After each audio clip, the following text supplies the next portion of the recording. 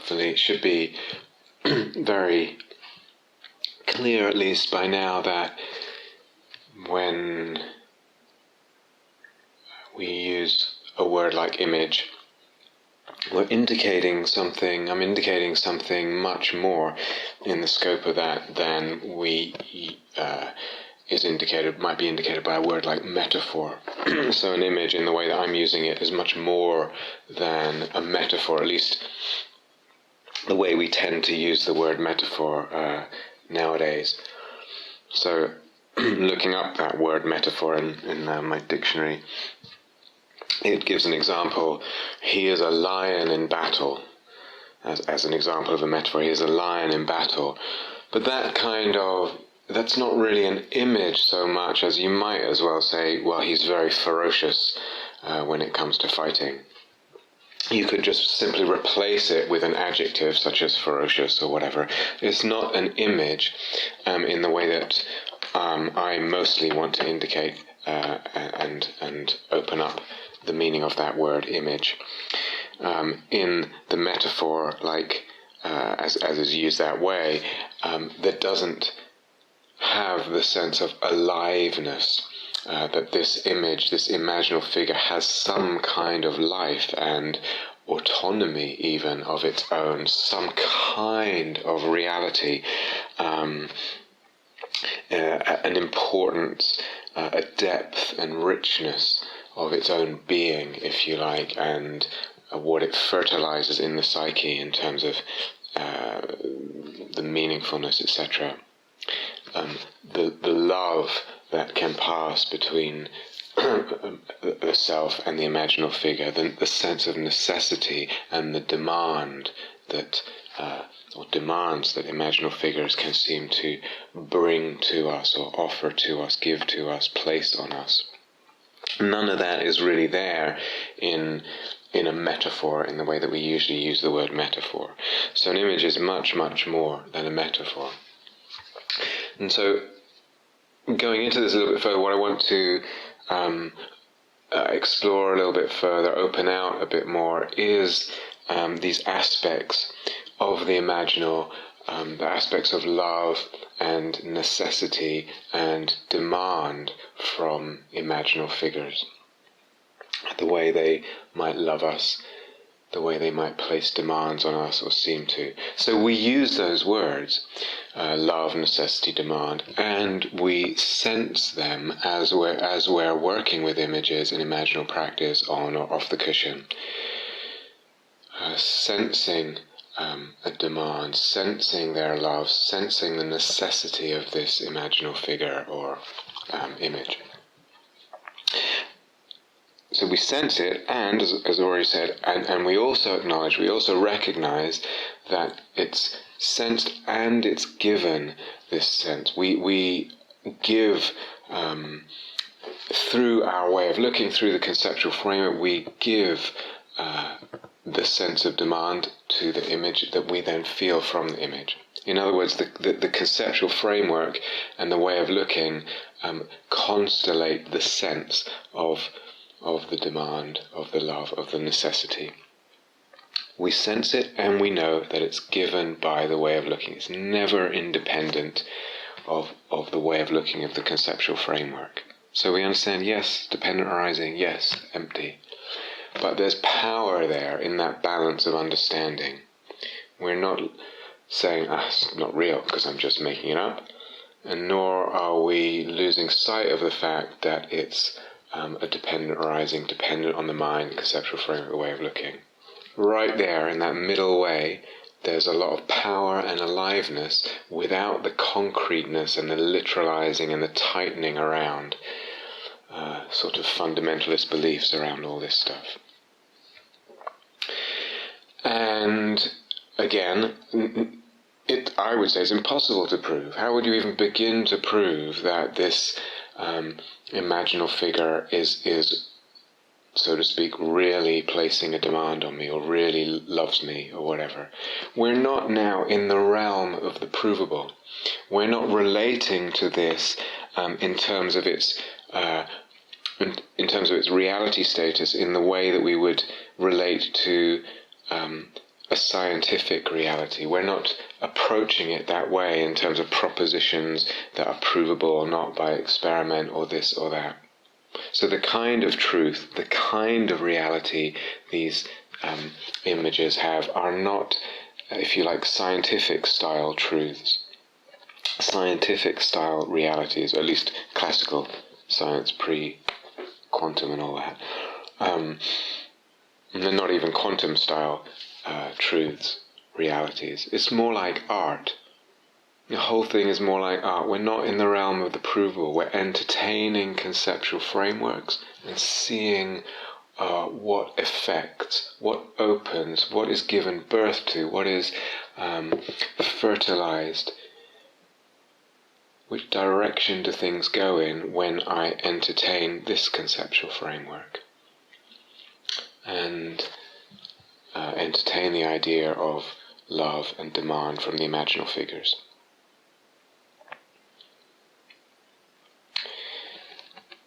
So we can, as I said before, entertain different conceptual frameworks, and we could entertain the idea, hold the conceptual framework in regard to an image, that this image represents this or that quality or aspect of being that is not yet available to myself. It's something that I haven't yet developed in myself or grown into or whatever, and this quality, whatever it is, psychological quality, or will be helpful to me and balancing for me, balance out other qualities that are available to me, that maybe are too strong, etc. And in a way, the image represents something that is for the growth of the self, the psychological or spiritual growth of the self, and in that sense they can be integrated. So many contemporary psychologists would approach imaginal work with the imagination with that kind of conception, and it's really, really okay and fine. And if that's what you feel comfortable with, go for it. But as I also pointed out many times, there will be limits to that kind of view. There are limits to that kind of view. It's a limited and limiting view if we only conceive of images that way. So certainly sometimes that's a perfectly helpful and appropriate way, but there's also there are also other possibilities which to me are more radical and more interesting. So yes, fine to look at it that way, but it's not the only way. To regard things only that way would be limited and limiting. Sometimes a spontaneous image arises for a person with loving demands. And those loving demands are clearly healing for the human self. There's so many examples I could share of that. The demand from the image is something that's clearly in the service of the human self and the growth that way. So someone on retreat, it's quite a while ago now, a few years, and they were sharing something of their history and then what happened in their meditation. When they were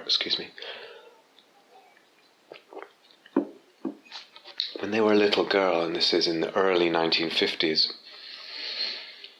and they had a serious accident. I don't know exactly what happened. They had a serious accident and were in hospital for some weeks, in hospital, strapped down, immobile on the hospital bed. And in the early 50s, the sort of way the medical system worked there was, if a child was in hospital, they would not let the parents visit. So the parents were not allowed to visit her. She was very young, in hospital, strapped down, immobile on the bed. And then decades later in meditation here, she heard a voice, so to speak. She was told to stand up from the meditation and then lie down. So she did that.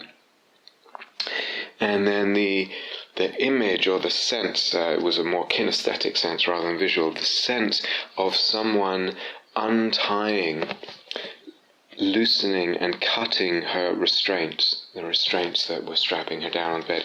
And it was both gentle, this undoing, and also forceful at times. Sometimes it was gentle, sometimes it was forceful. But there was a great sense of release in that, the release from being strapped down in that. Very, very powerful. And then afterwards was sitting outside of the meditation, sitting looking at the trees and the grass.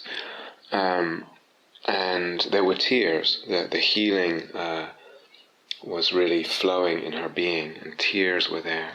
And an image of a baby held, protected, loved, peaceful, in a peaceful holding, totally content. And she stayed with that and the beauty of that image, and so she could actually feel and taste a drop of breast milk on her lips. So sweet, she said, so beautiful. So here's an image very much related to a memory, and the demand, stand up, lie down, and then this undoing, very, very much on the dimension, if you like, of the human self and the healing of the human self of past wounding, trauma, if you like.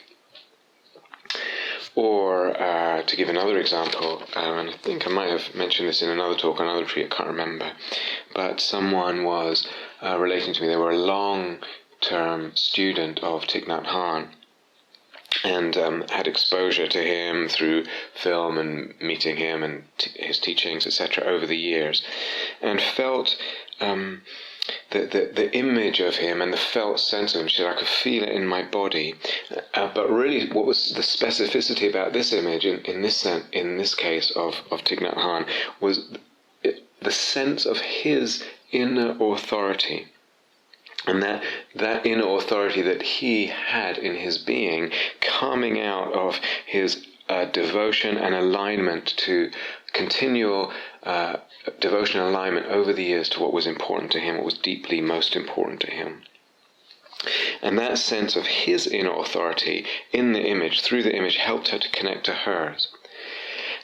And with that was this sense of a loving demand, a sense of Thich Nhat Hanh expecting her, that was her words, expecting her to step into that authority for herself, the authority, if you like, over her mind, and the authority over what is being chosen, what she chose to cultivate in the present moment. Wakefulness, care, loving kindness, aliveness, etc. So this benign authority was constellated in the image of Thich Nhat Hanh with this loving demand from his image. And she felt that aspect, that loving demand, work on her. It was doing something in her being. And very, very helpful on her path. So certainly sometimes the loving demands come from the images, and they're operating very much for the growth of the human, if you like.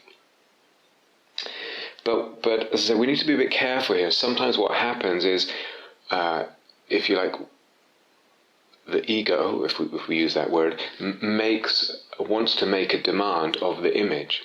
So the demand is from me to the image. Someone was sharing of this image of a tramp, and they could see that, and they weren't a tramp in their life at all, but they could see there was something of that outcast and the loneliness and the isolation and the being shut out and the being impoverished and the being looked down on and the disdain that they that constellated as this image, and that they could also see somehow the mirroring in their life of that. And the impulse, very understandable, of this of this man in relation to this image, who hadn't done a lot of imaginal work, was actually, oh well, let's invite that tramp into the. There was an image. He's looking through a window onto a family gathering, and it's all cozy and warm with the fire there, etc. And he's outside looking in, something he's shut out of, and very understandable. The inclination was, let's let him in there, or let's give him a friend, or let's give him better clothes or something, bring him in from the cold. Maybe that's important in a way, that movement, the movement of the demand from the self to the image at times. But yet, as he was telling me about this image, I was also struck by the fact that, say, in the image of Christ is also something of a destitute, a wanderer, an outcast. There's something about the holiness of the image itself. Somehow in this tramp, maybe if I look deeper, I see Christ. And it doesn't need to suddenly then become shiny and radiant and clean all the dirt off his clothes and his face, etc. It's something in the complexity. The poor one, the outcast, the one looked down on, is the Christ, is the Holy One. Very easily, it's hard for the ego to understand that. It's hard for the usual self-view to understand that, and especially when it's connected, or one feels the pain of the mirroring of this image in one's life.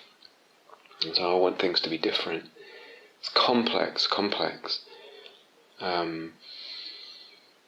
But really what I'm saying is it's tricky here to be sensitive to what are the demands of the image and what are they serving. What are they serving? And if I make demands on the image, what is that serving, and who is that serving, and who is it healing? I don't think there's a right and a wrong here. And certainly in talking with this person, I was very tentative. I didn't know. I was just voicing something, really. So yes, sometimes to be careful of the demand from the self to the image, but it's tricky. And sometimes what happens is a person is in the image that's happening, that is going on, is themselves. One sees oneself as an image, or in an imaginal interaction, in a constellation, but one has entered it so fully that one has actually become part of the image. The self-sense has become an imaginal self, differently, and then the demand from that imaginal self is maybe not so much the usual self-ego demand. So as an example, someone was telling me not too long ago, they were on a retreat where the teacher was actually leading a compassion-guided meditation, and actually using or offering as a possibility that one could use a figure like Avalokiteshvara or Kuan Yin or Jesus, and see them, imagine them as the source of the compassion. And the teacher said at one point in this guided meditation, if it feels okay, put this person, this deity or human person that's the source of the compassion, put them behind you in space, so that they are radiating to you from behind, they're radiating that compassion to you from the direction behind. Now, for this person sharing with me, that image of Avalokiteshvara or Jesus behind soon became her lover. It was the image of her lover behind her, and then a lot of eros, an erotic charge, came into the whole image.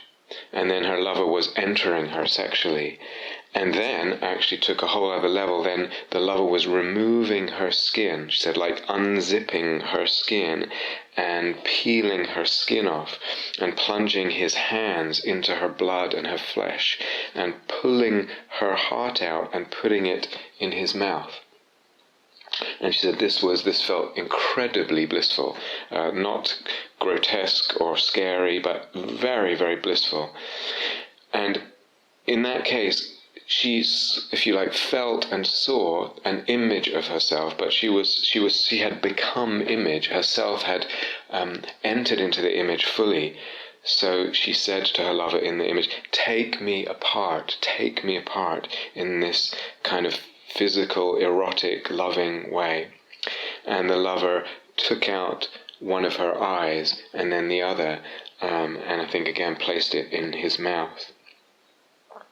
So she was feeling that she was being emptied in this way. The lover was emptying her in this way, very blissful, very erotic.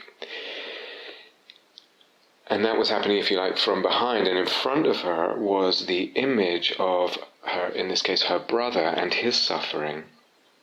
And, if you like, what she said, his density, density of being in his suffering in comparison with the bliss and the emptiness that she was feeling through this erotic compassion that was coming through. And that bliss and emptiness came into contact with the suffering of her brother in the image, like a healing contact of compassion, like we've talked about. It's the contact, the putting in connection of the healing qualities with the suffering. But there wasn't much conscious will going on. It was almost like this was just happening, this movement from behind with the eros suffusing the compassion and the emptying out and the bliss, and all that was coming into contact with the person suffering and as a stream of compassion with a particular flavour. So there's lots there actually in that image, and I hope in the not too distant future to talk a lot more about, particularly about eros in relation to the imaginal. But really the point there was that although sometimes we need to be careful of the demands of the self towards an image, if we still want to retain the soulfulness aspect, the soul-making aspect, as opposed to the prioritizing of the self-growth aspect. Sometimes we need to be careful about the demands of the self to the image, but sometimes what happens is one sees oneself as image, or one is so much in the image that one can trust the demands and say, take me apart. That was the demand of the self. Take me apart to this lover and the eros of the situation, the sort of holy fleshiness of the situation, erotic, dismembering and emptying. One could, in that case, trust that demand of the self because one was so, if you like, the self was so much part of the fabric of the image. It wasn't the usual self stance.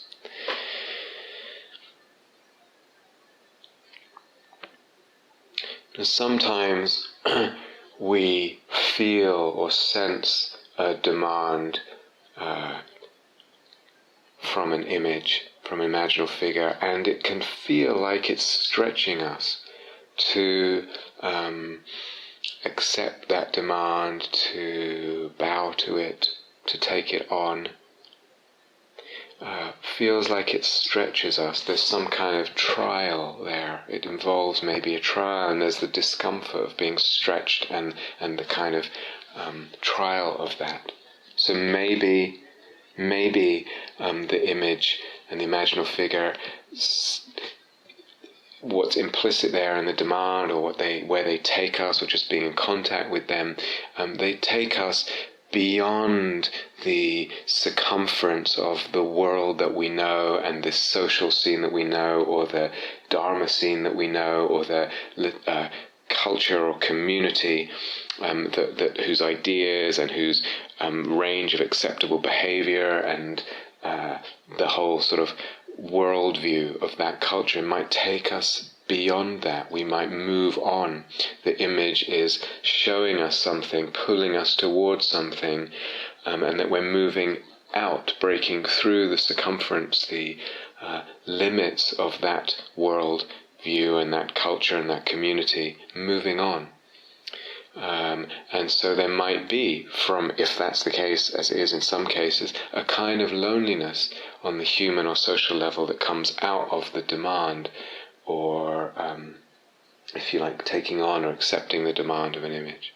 And sometimes it's the opposite.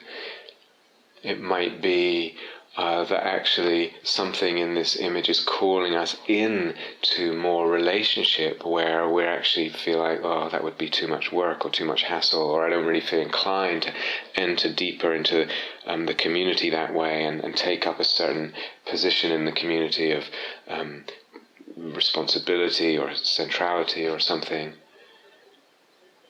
But there's a demand, generally speaking, and it can be that it feels quite a stretch. Something in us is being stretched, again, beyond the usual range of, let's say, the self or the ego, if we use those words. And again, to really make this clear, the demand, a demand like that, or any demand, is not inherent in the image, really. We are choosing a conceptual framework. When we talk about demands this way, we're choosing a conceptual framework, choosing to adopt a conceptual framework that nourishes, deepens, enriches, widens, supports soulfulness, soul-making, and the beauty and the meaningfulness and all of that. So that's really what we're doing. It's not inherent, this demand. We're choosing a conceptual framework that incorporates that. A conceptual framework that supports the soul-making, that nourishes the soul-making. And a conceptual framework then when images and archetypes are somehow bigger than the self. Rather than being in the self, as I said before, they're bigger than the self. There's something in some way kind of eternal, or better to say timeless, about them, about these imaginal figures. Something in some way autonomous about them, something in some way, in some particular way real. They have a kind of reality and a kind of divinity.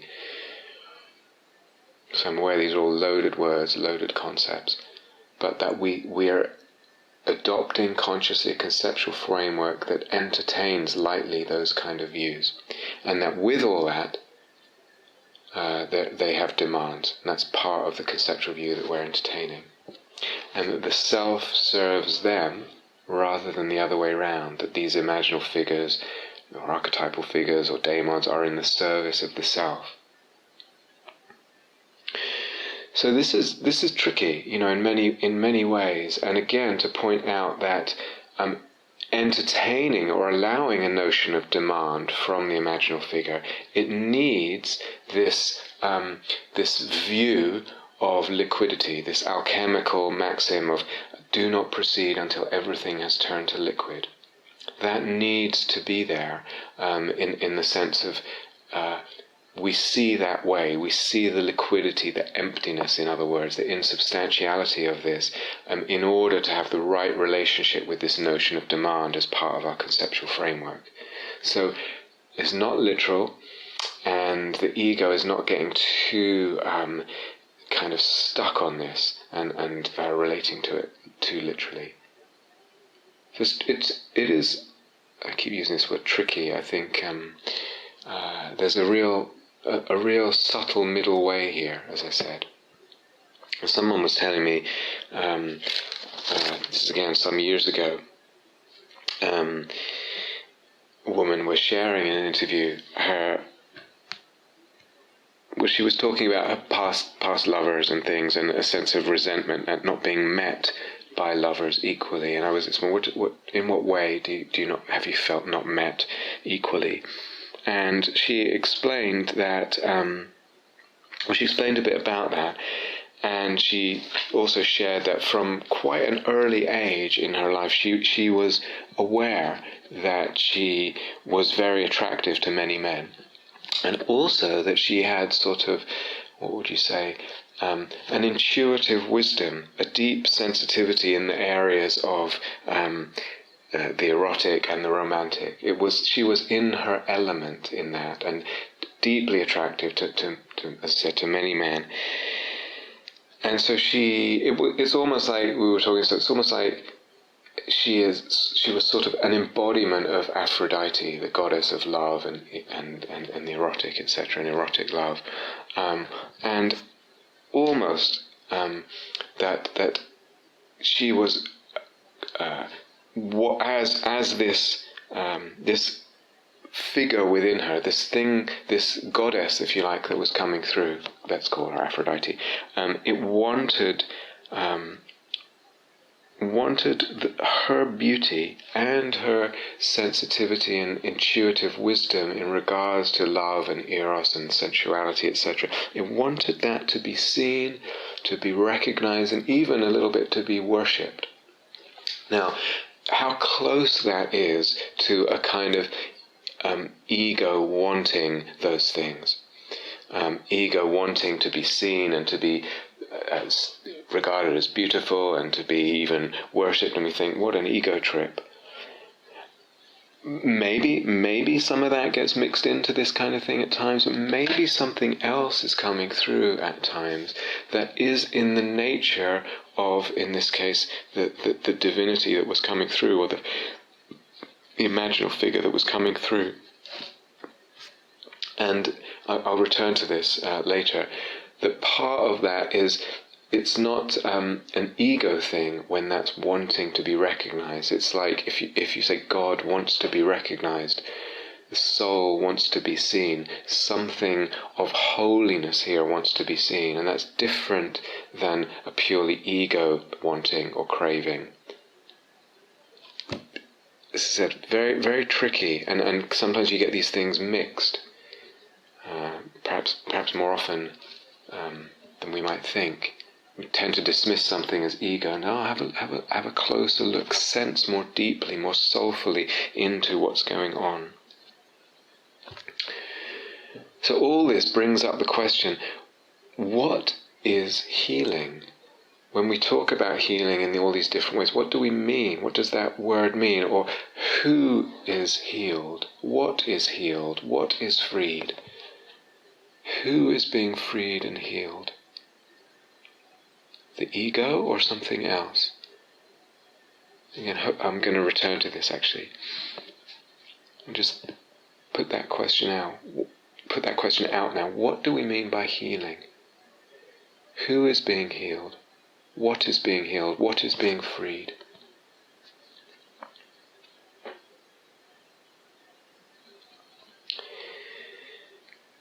Sometimes with the demand that we feel from an image, that we sense from the image, it's actually often quite subtle.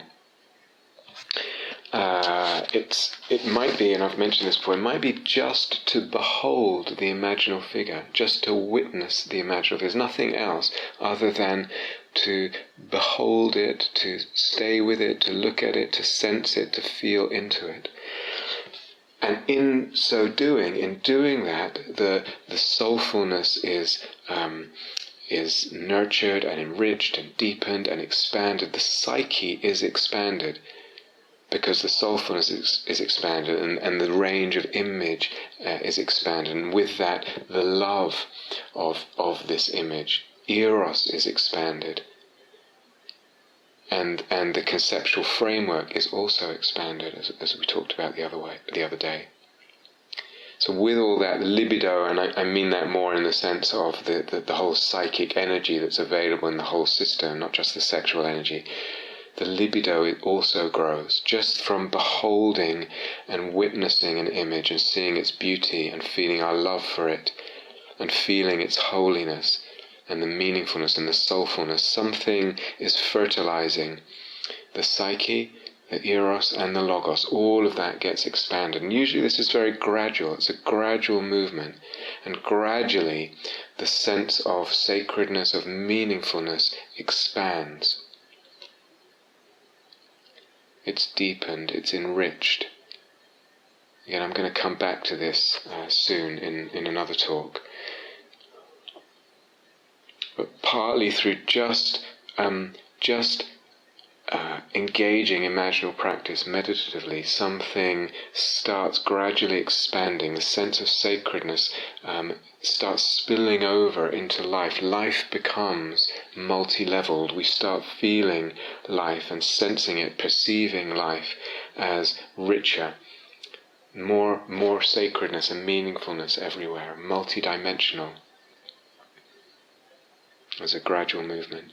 So the demand that seems to go with an image can often be very subtle, but it's powerful in its gradual effect. Just beholding, just witnessing.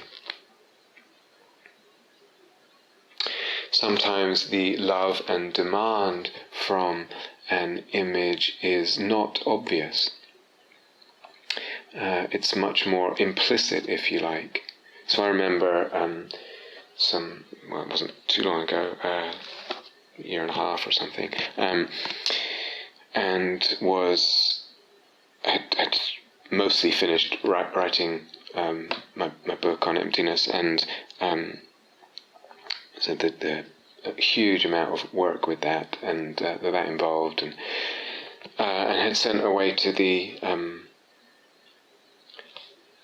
publisher the manuscript, etc., and got the proofs back, and it was so full of mistakes that they had made, and formatting errors, etc., and in the meditation, I was curious to explore the whole relationship with writing the book from a more from the perspective of imaginal practice rather than just emptiness practice, which I already knew quite well. And so in the meditation, I had this figure who had come really quite relatively often in the course of writing the book. It was a master sculptor in a sort of underground cave, a master sculptor and his apprentice, and I tended in the image to be more in the position of the apprentice to this master sculptor. And the master communicates in some way. It wasn't quite a verbal dialogue. He communicates. One has to finish it, nearly there. So he's talking about the sculptor, but this is a very clear example of how it's mirroring, in this case, something that's in my life, the writing of the book. One has to finish it, nearly there. And this master sculptor is basically a perfectionist. And he has to be. And that is the kind of, if you like, the moral code, the ethos of masters and apprentices like these. He pushes the apprentice to the limit. He's quite stern, and he's not a pushover. He sets tasks and limits, and he's very firm with it. And that's the moral code, and the moral code of perfectionism as well. And there's a lot of power in that, in a good way. There's a lot of energy in that. And he's, if you like, communicating, you do it right. You do it as perfect as possible and to the highest standard possible. And that's just what we do. That's how we do things. And there's a big rock to be that's either to be carved, or he's half carving it into a sculpture. He's sort of a little way through it. It's a big rock there, and he touches it and brushes the carving dust from it with his fingers that's left there. And sometimes it feels like that rock is my body. Somehow he is, through this relationship, carving me and carving my body. And in this case, as I said, this is one of those images where there is a very clear, or seemed to be a very clear parallel between what was happening in the life and the image. And I sort of ask in a non-verbal way about time and rushing, having so much other work and commitments to do and wanting to move on. He said, I'm wanting to move on to other work and other explorations. And he said, it doesn't matter as long as it's done well. It doesn't matter how long it takes. It doesn't matter how you feel about it. So there's a clear demand there. The love that was there is much more implicit. It's not obvious. And even as I'm relating to that, I'm aware that it doesn't sound like there's much love there, but there was a real love there. It's just not the obvious kind of love, and it's not getting stated so explicitly. But this master loves his apprentice and cares for him and is really sculpting him and shaping him through love. It's just a certain quality, or if you like, character of love. That love has a certain mode of expression that's particular to it and unique to it. It's implicit in the image. It's not obvious. Another image, or another imaginal figure that kind of visits relatively often for me is John Coltrane. So there's clearly a historical figure and someone I love very much. And he comes to me sometimes when I'm meditating, and curiously always sits in the same place in my room, just in front and a little bit to the left and facing me, on a ledge. And sometimes he's, in terms of work or creative output or things of different kinds, he's much more gently but firmly encouraging. There's something about him, just his physical presence, a very sort of heavy-set, strong African-American figure in his body, and there's something about his resolution and his commitment to his path and the force that came through him and everything that cost him, and his steadiness with that over the years. Short life, actually. He died when he was 40. And there's something in him communicating with a kind of kindness and encouraging me gently and firmly. So there the love is obvious. The demand was actually more implicit, because it was coming through a more gentle and encouraging mode, but it was uncompromising.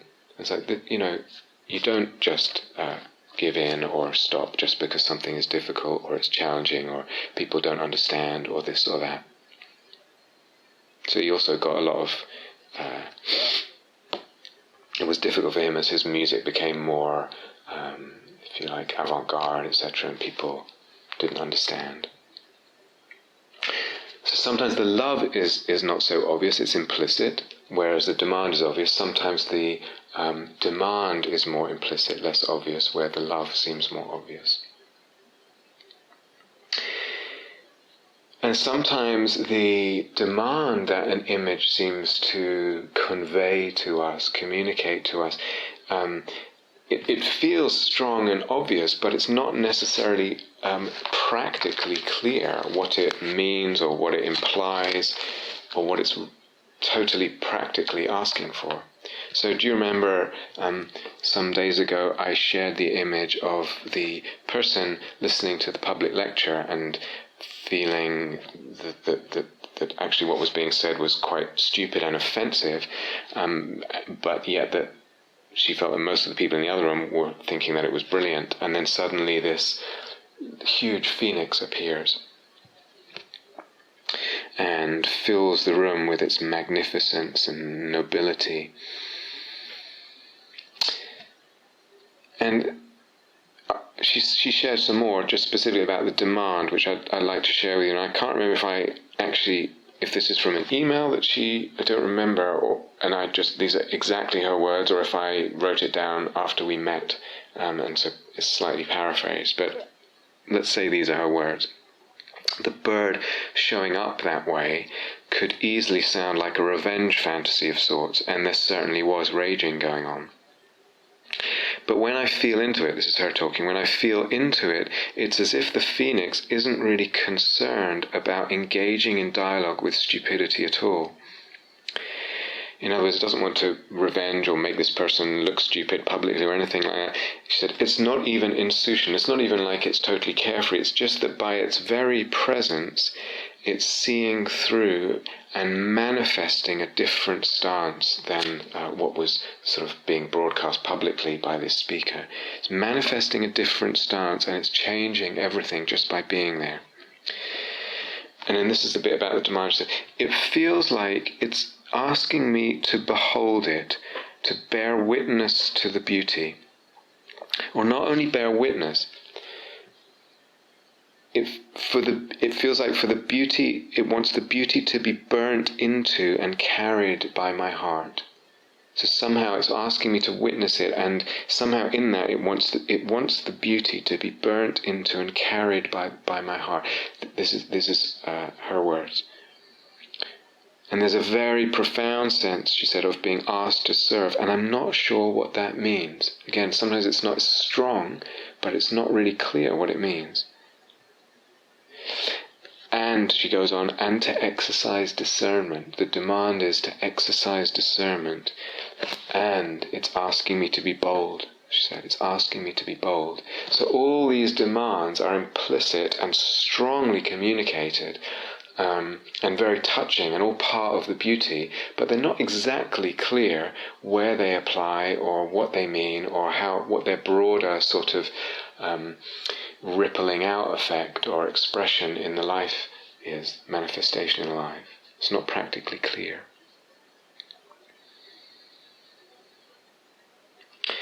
And then, as I said, sometimes the demand is just to behold, just to honor and see, if you like, the divinity of something or the beauty of something, to honor that we're witnessing. Somehow in my life I'm honoring this imaginal figure and everything that they communicate and bear and are and express. And sometimes it might be that we are called to act in life, in our life, or choose or tread a certain path. Sometimes it actually does have physical or it bears fruit in some physical manifestation, physical form or other, or physical expression or other. So sometimes it's just honoring something in the soul, so to speak. That's the demand. And sometimes we're actually needing to manifest and express something. It's, again, tricky. Sometimes difficult to discern or feel into what's being demanded here. And if it's an acting and a choosing in life, then what is the exact expression? As we said, really to be careful with the kind of literal, concretized, mimicking of what the image is. So if it's asking for something to be acted on or chosen in my life, I need to make a certain choice to manifest something. What is that? So some images seem to want that, and some images don't seem to need that. It's on another level of just the honouring. But if it's the acting, it needs a physical manifestation somehow, then what? And what about the ethics involved? So again, this is, I keep using this word tricky, this is complex, rich territory to explore, not an easy, simple discernment and exploration. So sometimes we might be tempted to say, let's put the ethics primary, let's put the ethics very clear as a sort of boundary and framework and basis, and let's make those primary, not the images primary, and then we feel that's safer. And then I think there is, and there may be, a real wisdom in adopting that kind of stance, or that kind of position. But even that, I think we're sometimes can be sometimes a little naive or at least unaware how much our ethical responses or our absence or lack of ethical responses in life is shaped by fantasy and mythos. So I remember some years ago giving a talk just about this, the necessity of fantasy, actually trying to point out that if you like, it's the mythos, the fantasy, that shapes the ethos, the ethics. So that it's really changed now, but some years ago one could have looked at the Dharma scene, or it's changing, let's say, one could have looked at the Dharma scene and seen why is there so little response or into the global environmental catastrophes and the problem of climate change. Why is there so little Dharma response to that, or so little even acknowledgement that needs to get included in what we mean by Dharma practice and ethics, etc. Why is it that so few Dharma people are speaking up and taking a stand and being bold with that? And I think that's a very complex question. There's lots involved there. And as I said, it's definitely changing in the years since then. But one of the reasons maybe is because of the dominant Dharma fantasies, if you like, that are more towards that are more in the line with the figures of equanimity and non-action, not getting involved, not getting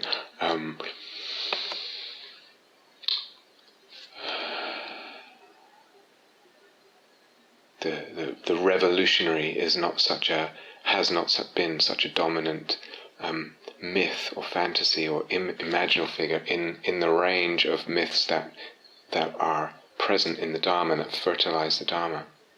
And because of that, it limits the range of responses or the range of even what's included. So this is interesting, the whole relationship between, let's say, mythos and ethos, imaginal figures and fantasies and ethics. What happens with terrorists, you could say, well, they really have all this imaginal stuff going, and the sense of demand and duty and all that. The problem there is they're not understanding it as image. They're not seeing image as image. So jihad, holy war, is a completely literalized concept. Not actually seeing it as a poetic image is something that one actually acts on in a totally literal way. There's a fundamentalist belief going on there in regard to images, completely unaware of the soul element of this, if you like, and seeing image as image.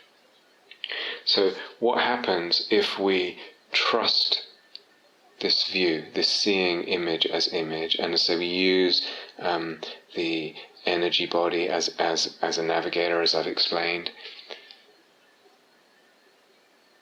So there's a lot here. We're touching on what we touched on before about trust and navigating all this and learning to trust.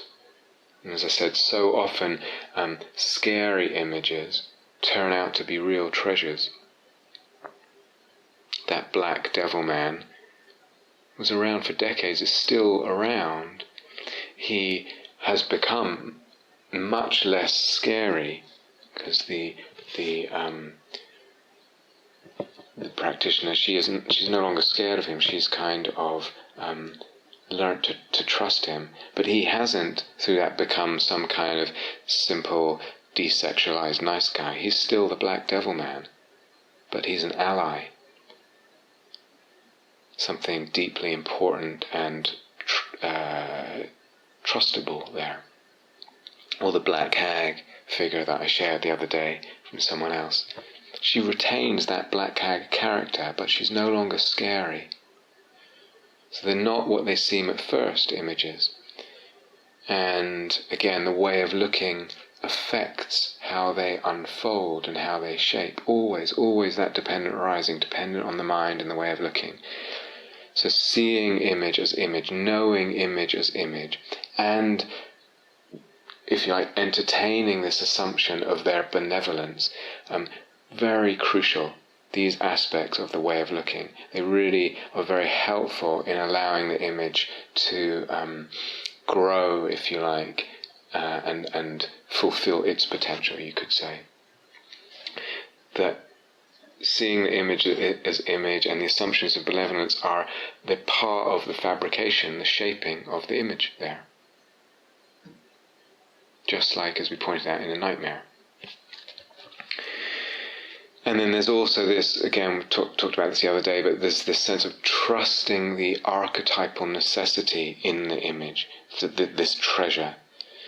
Perhaps, and trusting an archetypal necessity eventually at the center of pathological behavior. At the core of it might be something archetypal, perhaps addiction or some kind of other inclination or whatever.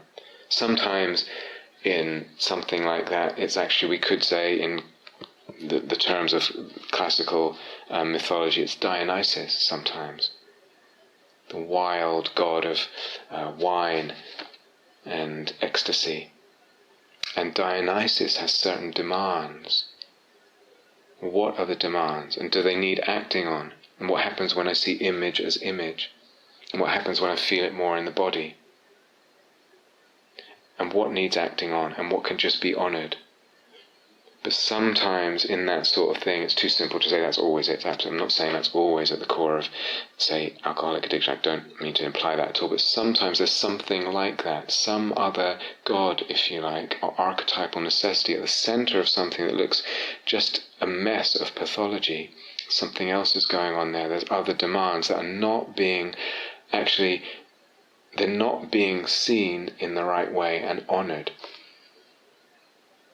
What happens if that's the case, and if a person feels into that and feels into it with everything that we've been talking about with imaginal practice, all the richness and the nuance and the sensitivity of practicing with that, and the conceptual framework, seeing image as image and using the energy body and trusting it and recognizing an archetypal necessity, just that view, what might that do in relation to the pathological behavior or the addiction or whatever?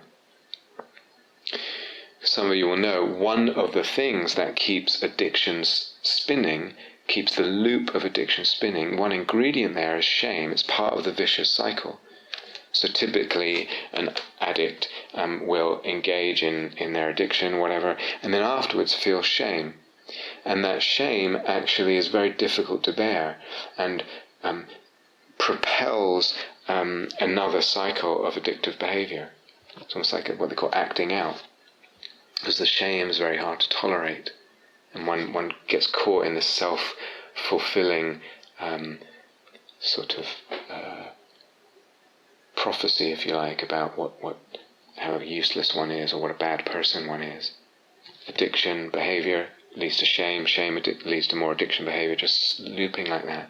But if sometimes a person can recognize the beauty, the unusual treasure, the unusual archetypal necessity, or God, if you like, the God at the center of that pathology, and the demands of that God, and honor what that is, who that is, then that, if you like, dissolves a lot of the shame, because what was seen as shameful has actually now come to be seen as divine, completely different.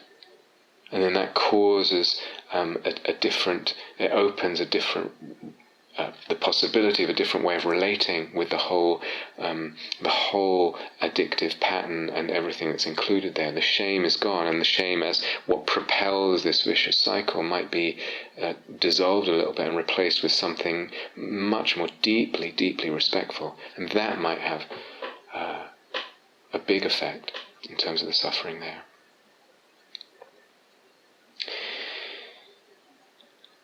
So these may be, for a lot of people, unusual kind of views, this deeply trusting the treasure that an image is, even if it looks weird, or pathological, or dark, or whatever it is, or even trusting the archetypal necessity running through what looks a mess, or fucked up, or whatever in our life. Sometimes artists sense this easier, or can sense this kind of what's operating in their psyche, or in the psyche, can sense that easier sometimes than other people. So Picasso said at one point, "Painting is stronger than I am. It does what it wants with me."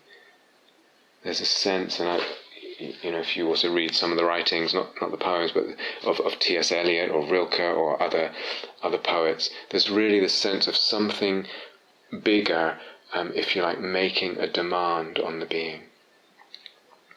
And the way that is not always necessarily so easy, but it feels important.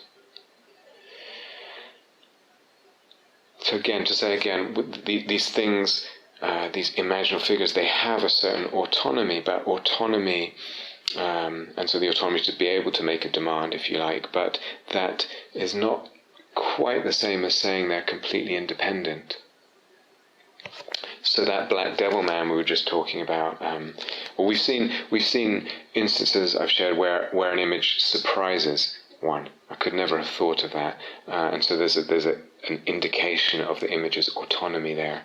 But for example, that black devil man came again in an image and had her back to this meditator.